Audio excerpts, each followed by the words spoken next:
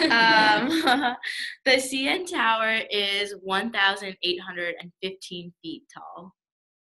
So, really tall.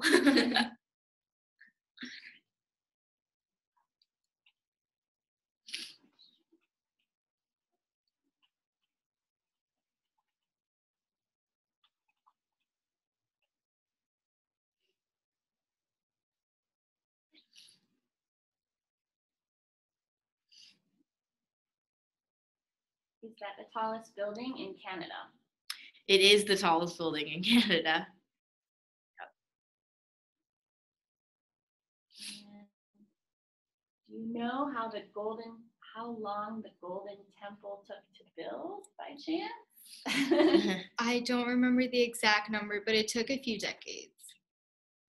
And then there was a period where they stopped construction, but then they went back to building it again. So it was probably a lot longer.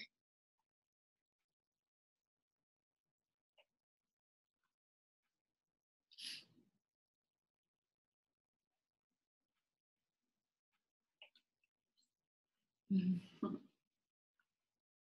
you guys have any general questions about the countries we talked about, we can answer those too.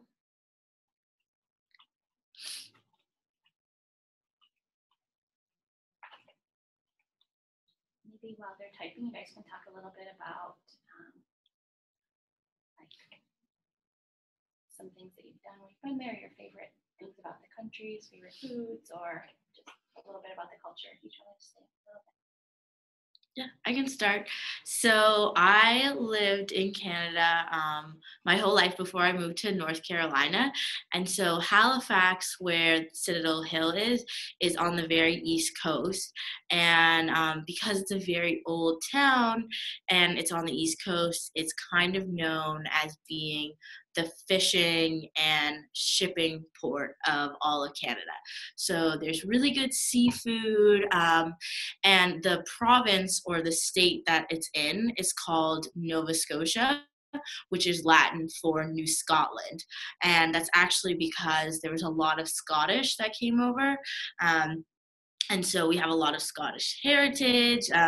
If you go down to the waterfront, which is on the main part of the city, you'll always hear bagpipes playing at some point in time. So yeah, it's really interesting to see the mix of Scottish culture with other types of settlers who came to Nova Scotia, like the British or the French, or there's also a lot of Irish people as well. Right. So for India, I would have to say my favorite part of India is the entertainment industry. So I'm actually making my culture kit about like Bollywood and like movies and film and dance and stuff. So like my family, my dad's from Gujarat, which is like the western part of India, and my mom's from Punjab, which is in the northern part of India. So definitely music wise, like my mom, she likes listening to like a lot of Bhangra music. My dad, he likes more like traditional type music, and it's definitely influenced me a lot in college. I'm on an Indian dance team here at UNC, which got influence like from my dad, and I just like watching like Bollywood movies and things like that. So I think that's my favorite part of India.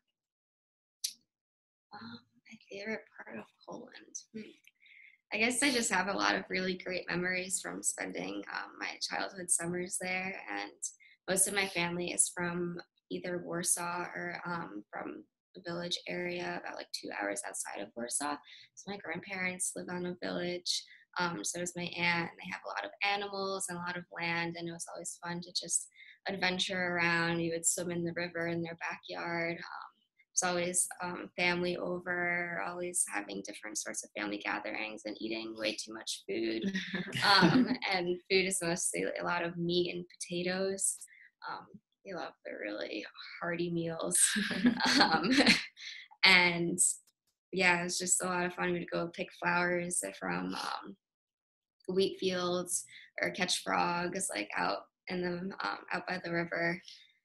It's just a lot of nature and greenery, I guess. And then the city is also a lot of fun because you see all the historic monuments and the really old buildings. And Poland has a really rich history, so it's really exciting to learn about all of that. I think for me in Panama, I really enjoyed being able to learn from the people I was able to work with in the clinic that I was at. But for me, the most memorable part I remember, so I went on a clinic, like a brigade trip with 20 other UNC students. And I remember there was a girl who came in with her mom who was a patient, and the girl had her pet sloth with her. It was literally like a baby sloth. And I remember when like she brought it in, like everyone was like freaking out, like, oh my God, a baby sloth. Because like here in America, we don't have that. You don't find that, North Carolina, anywhere here actually. And they couldn't understand why we were freaking out so much. Like, it's just a sloth. And we were like, it's a sloth. Like, but apparently they showed us like a little bit down the road, there was this giant tree there. And then underneath the trees, there were just tons of sloths and baby sloths just like crawling around really slow. I just remember, I think for me, that was like the most memorable part of being in Panama, just, sloths, they were adorable, and the people were amazing too, so it was a great time. All right, they're wondering why they built the Golden Temple. So they wanted a central place of worship. So they wanted one very large, elaborate temple that all the Sikhs could go to worship. So it is still a temple nowadays, but a lot of non-Sikhs still go just to visit and just see the attraction. And are there stones on the outside of the Taj Mahal? Do you know much about like the exterior? I am not sure about I that. can check on that one. Do any of the landmarks you saw remind you of landmarks in the United States or any of the places you've been to? Anything that was similar?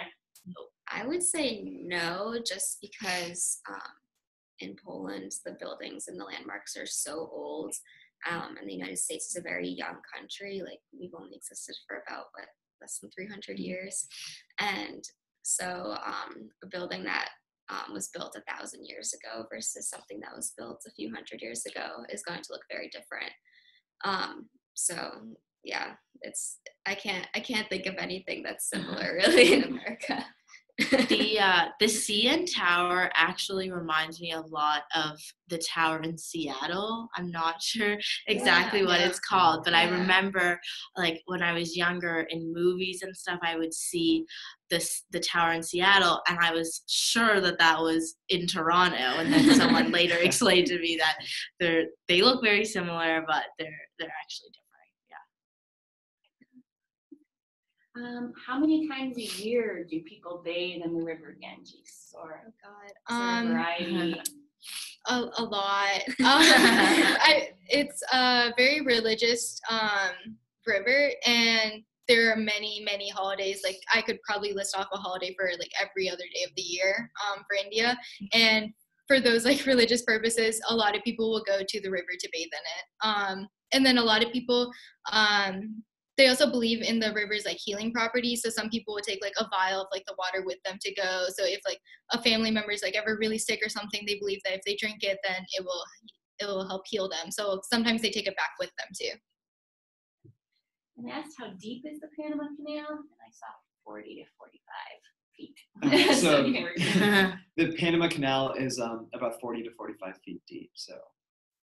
And around when did India become independent from the Great British? 1947. They became They became independent in 1947, so not too long ago.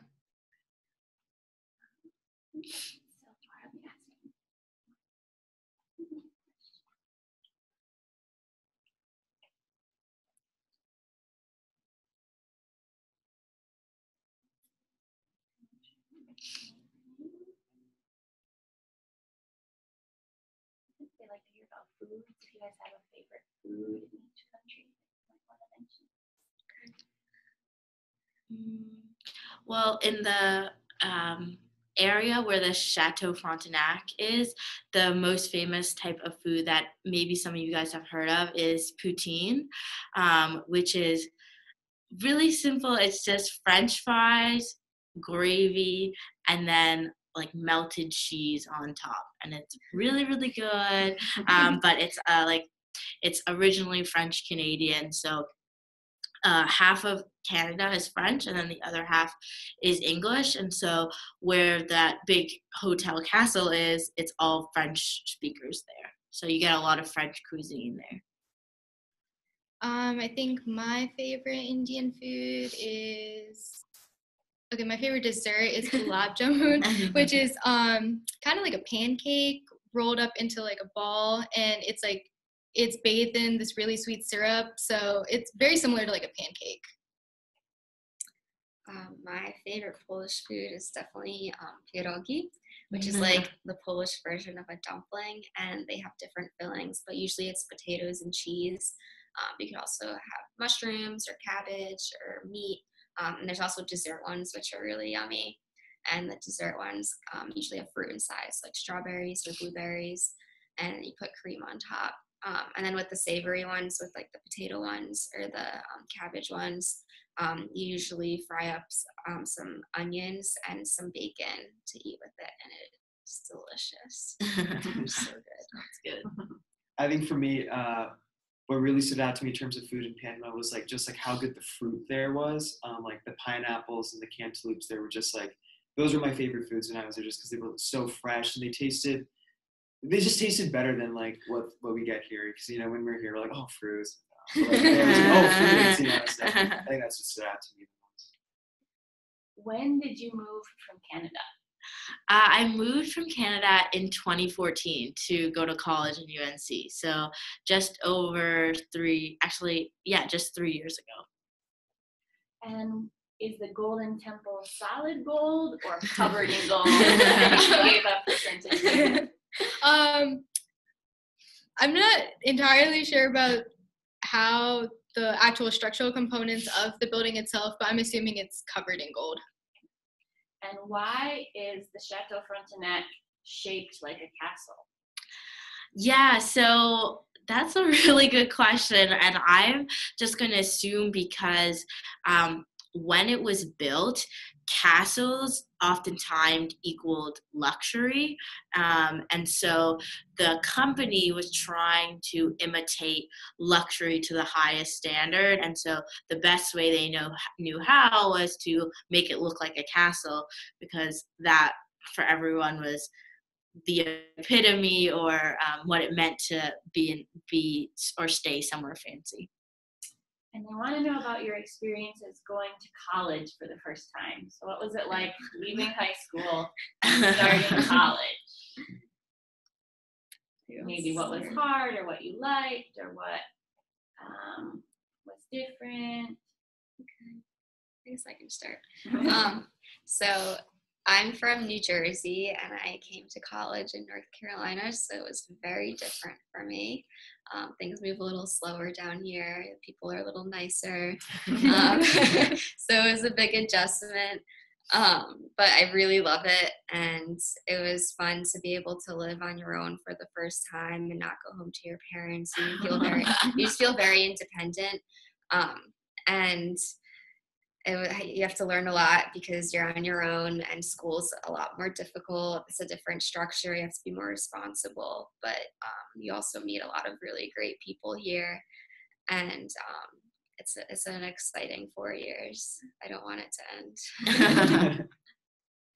I think what was one of the coolest parts was how many different things you could get involved in. So I remember in high school, there might have been 4 or 5 things that I was interested in.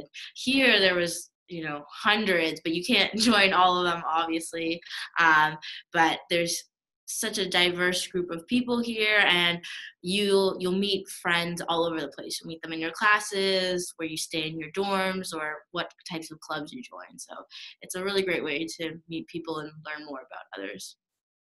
Yeah, I think for my experience, going from high school to college, I went to like a boarding school, so I was kind of used to living by myself, but it was very different going to school with like 30,000 people here.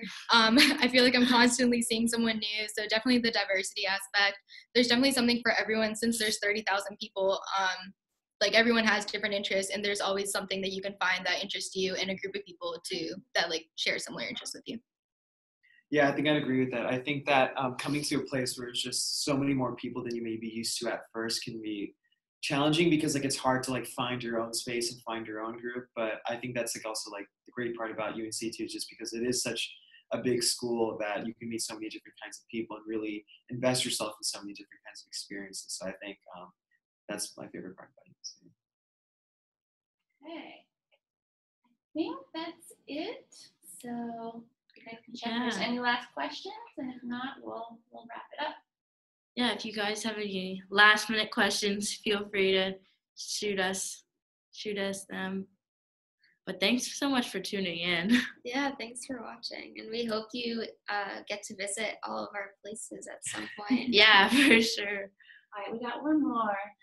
How easy is it to learn other languages while visiting other countries? And if you guys want to say like one word from another language, maybe to tell them, and then what was your experience of learning more than one language, if you know more?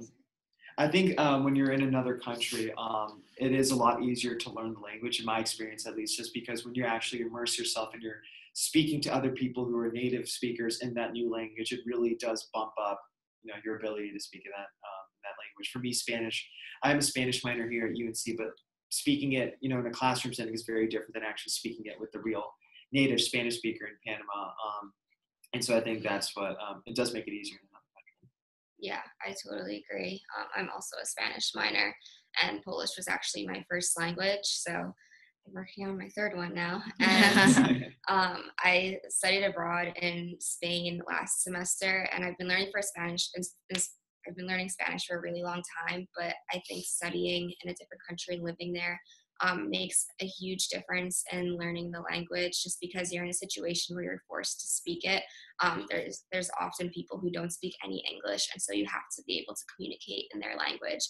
And just being in that kind of situation helps you learn a lot quicker and a lot easier. Maybe uncomfortable at first, but you'll be surprised after you leave how much you've learned and how much you've picked up there. And also another thing with Spanish is with every country you go to, they speak a different type of Spanish. They have different words, they have different dialects or different accents. And so it's good to travel to those countries to understand the differences and know when you're talking to people from different countries that they might not understand what you're saying if you're speaking a Spanish version of Spanish, or if you're speaking like a Chilean version of Spanish.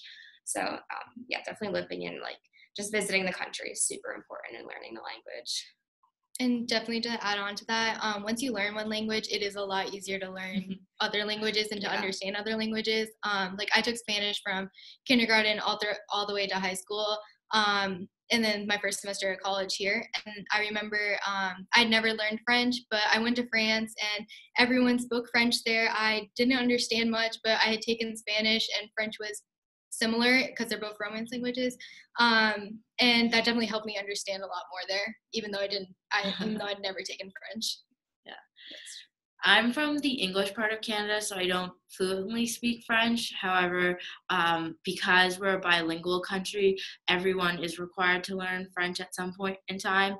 And it was definitely easier to actually speak French when I would go and visit the parts of Canada that were French speaking, because you actually get to practice and use it, which is a lot easier than when you're just in the classroom.